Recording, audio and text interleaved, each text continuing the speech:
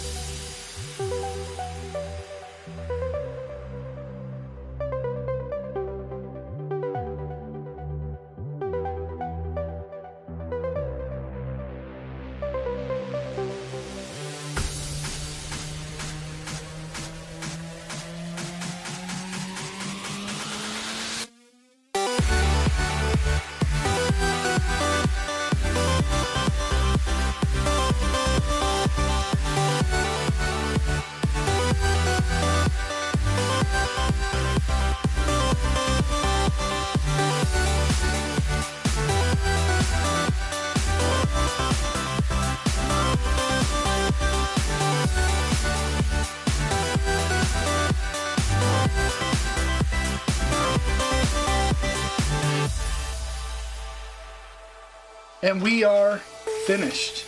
Here is the end result. Overall, very pleased with the outcome. I think it turned out awesome. This build was easy. The paint job was a little more difficult. I probably spent more time painting this than I did building it. It was simply a circle with a little piece of trim and then some cutting out with an X-Acto to make the texture and some Dremel work to finish it up. But the paint job was a different story. Masking off certain areas, making a stencil, putting down a base coat, putting the stencil over it. I purposefully put it on wet so that when I pulled the stencil off, it would also pull off some of the paint, so it gives that appearance of it being weathered off. But yeah, pretty pleased with it. Maybe you will try and make one of these yourselves and impress your friends with your Zelda shield, Viking shield, whatever kind of shield you want to call it, building skill, so much so that they want one for their very own. Maybe you'll get some, and inevitably they're going to ask you, how'd you make that? You can give them one of these, tell them much props. Alright, got to protect myself, so here you go.